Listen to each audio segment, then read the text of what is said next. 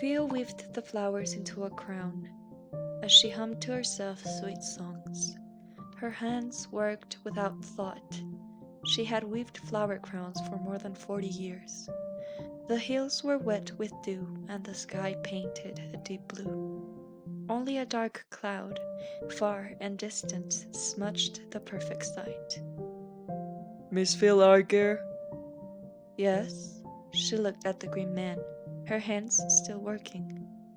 The new estate has declared you sick with wealth. They may relieve you from your illness, or you may consider this a 24-hour notice for your execution. Sick with wealth?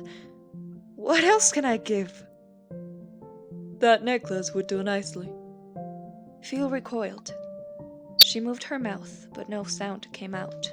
By the time she found the words, the man was already grasping the silver chain hanging from her neck.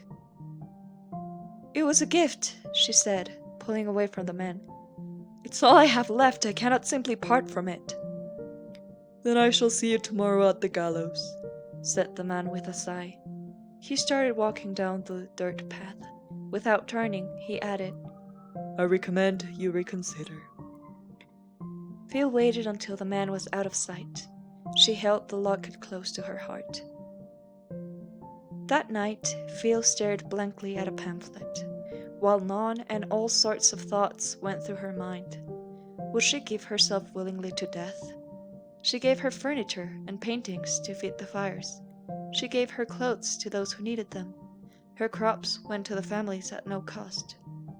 She had given her time and labor, assisting doctors with injured soldiers. She mumbled to herself, all that was given, all that was lost. While she held on to the past, traditions were passed on by candlelight. Each family was entitled to a single candle during the festival. On the left corner of the room, closest to the door, Ostis Begel told her 5 daughters legends of nature spirits that came to life during summer. Further on the room, next to a window, with a full moon on sight, the Slett triplets performed whispered spells of fertility and abundance. On the opposite side of the room, 2 candles allowed for Malria, Kende, and 4 young girls to weave flower crowns for the summer dance. The women lived together. They all shared a house, a meal, a living room, and grief.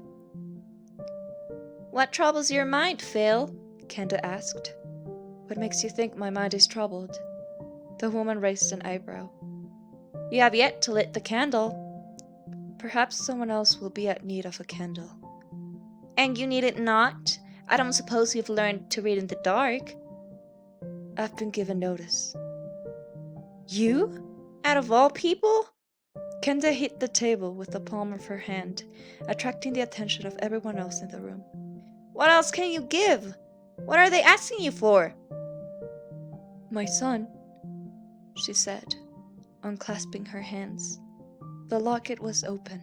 Inside, a painted portrait of a young man. If I part from this, he ceases to exist. Loved ones don't live in objects, Phille. They live within our memories, she softened her tone. As long as you live, he will live too.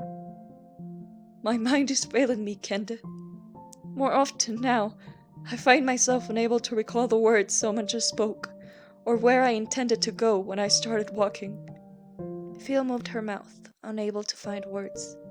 Then she added, I tell the time Kilius learned to swim, and I'm unable to recall the weather, or the color of his hair. And then I am confronted with terrible dread, a fear that I might forget him. Inside this locket, he is safe. He will not waste away like my memory. When all is gone, and I know it will be, words, names, faces, I'll have this locket with his face. I lost him once. I cannot lose him again.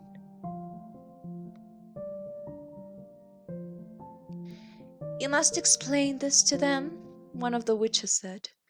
"The new estate has allowed us to keep our knowledge, our books, crystals, and herbs. Why should this locket be to you different to what a wand is to us?" "You've given us shelter, food, and warmth, with nothing but a smile and love in your heart," said Ostis Begel. "We will go with you."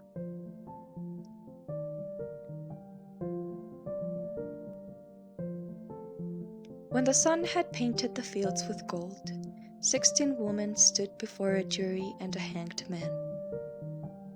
The time came for Phille to speak. She started, and her mind left her. She looked around, confused. All eyes were on her. The event had attracted most of the village, people that knew her, people that supported her. Phille swallowed. She moved her mouth, but no words came out. Her mind was blank. All she could do was hold the necklace close to her heart and cry.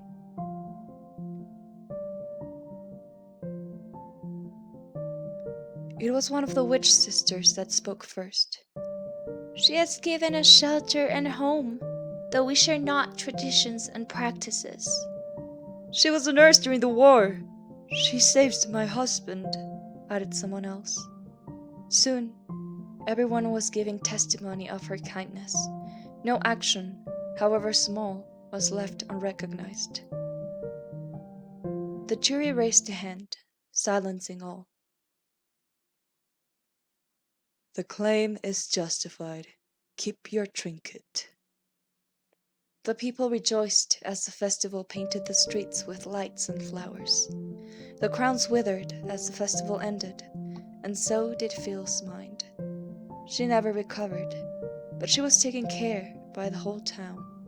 Her mind failed more than ever, but she never lost her sight.